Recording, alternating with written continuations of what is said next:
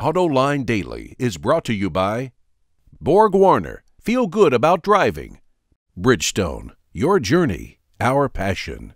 Dow Automotive Systems, improving durability and increasing design flexibility with Betamate structural adhesives at dowbetamate.com.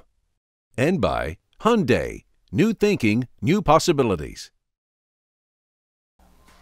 Hello and welcome to a brand new week of Autoline Daily.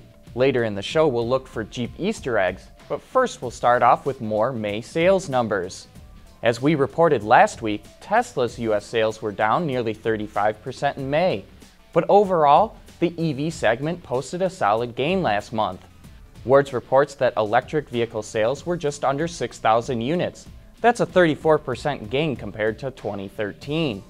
The Nissan Leaf dominated the segment, accounting for over half of all EVs sold in May. And the BMW i3, which just debuted, had a good start with over 300 sold, but we'll have to see if the company can keep that up. Plug-in hybrids enjoyed an even bigger boost in May, with over 6,600 sold. That's an increase of 107%. The top-selling plug-in was the Prius, followed by the Volt and Fusion. Wow, Mexico is becoming one of the largest manufacturing hubs around the globe. And now Kia is the latest automaker to set up shop in the country. Reuters reports that the company will break ground on a new plant in Monterrey sometime this year. The facility will have an annual capacity of 300,000 units and build 2 small cars to start. Former UAW President Bob King made it one of his priorities to organize a transplant. But now that he's not in charge, the union says it's going to spend less on efforts to organize a foreign plant.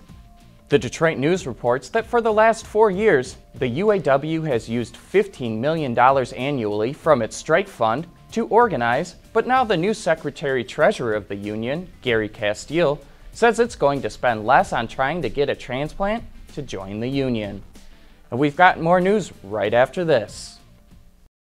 You already know that you can listen to Autoline's Industry Insight in places like YouTube and Stitcher, but did you know that you can also listen to it live in your car? It's simple. Just pair your smartphone with your vehicle's Bluetooth connection or plug into the aux jack. Then navigate to Autoline.tv using your phone's browser. Find the show you want to hear and click play, just like you would on your computer. This is Autoline After Hours with John McElroy. It's that easy. Never be disconnected from Autoline's top-notch insider information with Autoline on the go.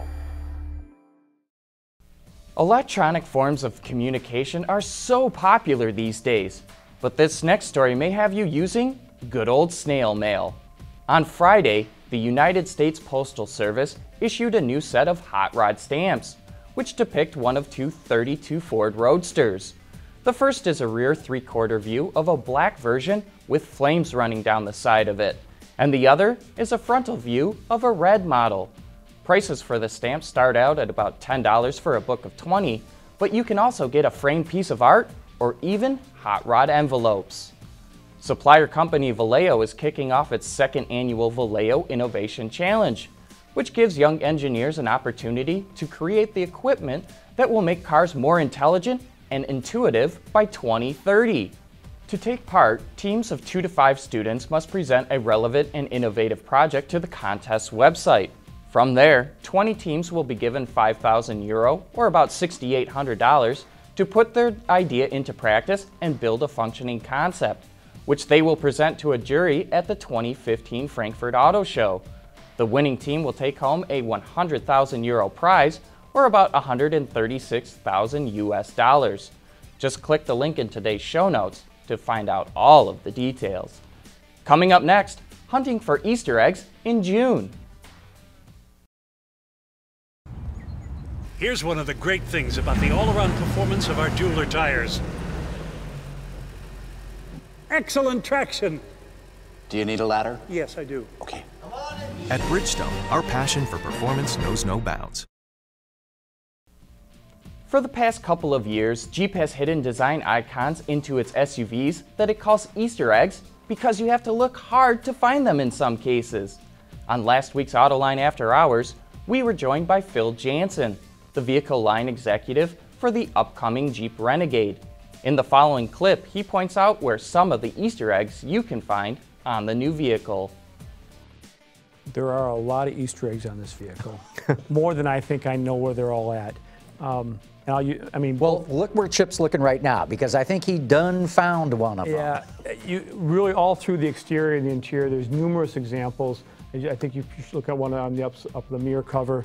It's fun, the funny story of Easter eggs. So this is the cover for the inside rear view mirror. It has like a little Jeep icon front end on it.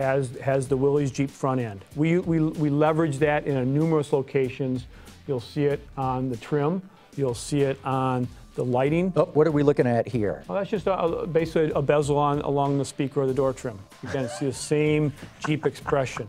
And really, I'm not sure I know where they're all at. And probably only Klaus does, right? Klaus and Mark Allen. Mark, right.